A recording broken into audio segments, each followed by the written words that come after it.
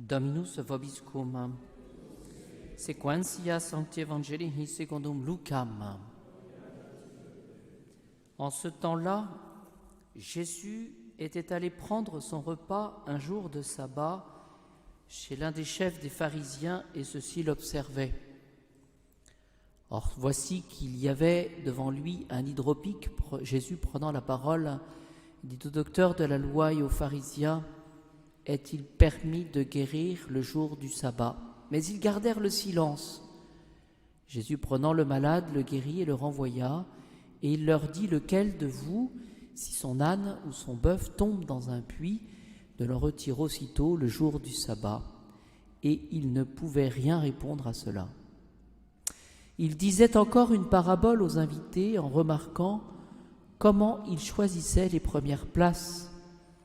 Il leur disait: « Lorsqu'on t'invite à des noces, ne te mets pas à la première place de peur qu'on ait invité quelqu'un de plus digne que toi, et que celui qui vous a invité, toi et lui, ne vienne te dire: cède-lui la place. Alors tu irais à ta honte occuper la dernière place. Au contraire, quand tu es invité, va te mettre à la dernière place. Ainsi, lorsque viendra celui qui t'a invité, il te dira: mon ami, monte plus haut. Alors ce sera pour toi un honneur devant tous les autres convives. Car quiconque s'élève sera abaissé, et qui s'abaisse sera élevé. »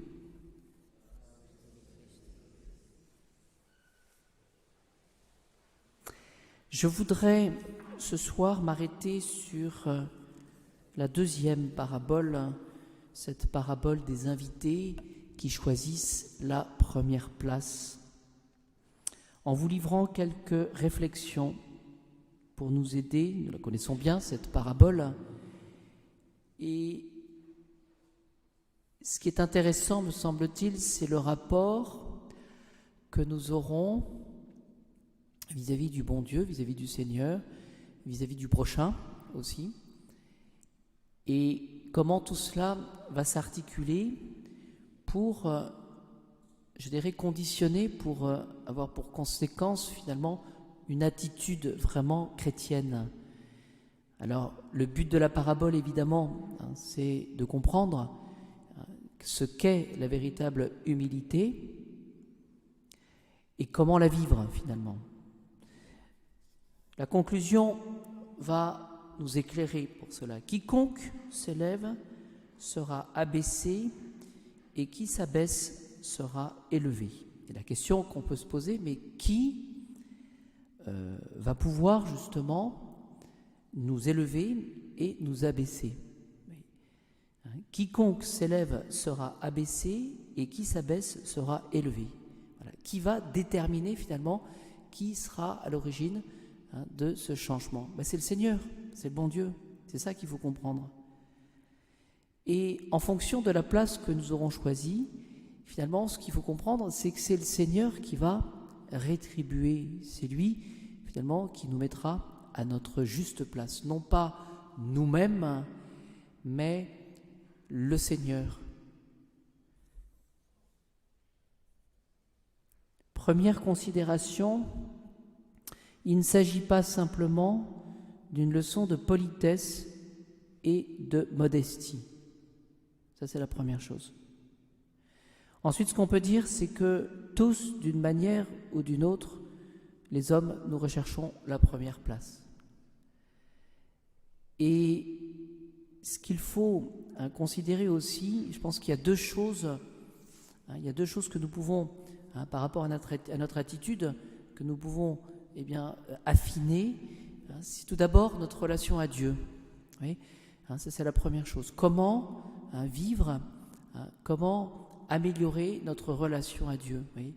C'est en rappelant tout simplement le rapport créature-créateur. Oui. Par définition, nous sommes des êtres contingents, c'est-à-dire que nous devons notre existence, et nous devons tout ce que nous sommes, tout ce que nous avons, nous le devons au bon Dieu. Voilà. C'est un peu la même chose aussi par rapport aux hommes, d'une certaine manière.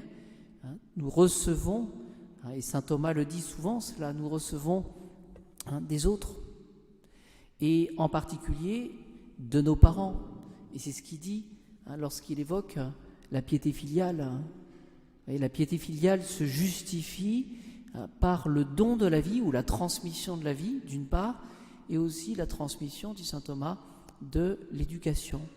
On voit d'ailleurs un petit enfant, il est complètement dépendant de tout, il ne peut pas se débrouiller tout seul au départ. Et donc, notre relation à Dieu. Voilà. Et ensuite, après, ce que nous voulons, donc dépendance.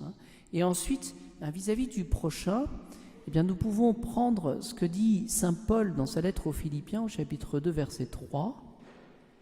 C'est que finalement, saint Paul, dans la relation avec le prochain, nous invite à estimer le prochain, l'autre, comme plus excellent que soi-même.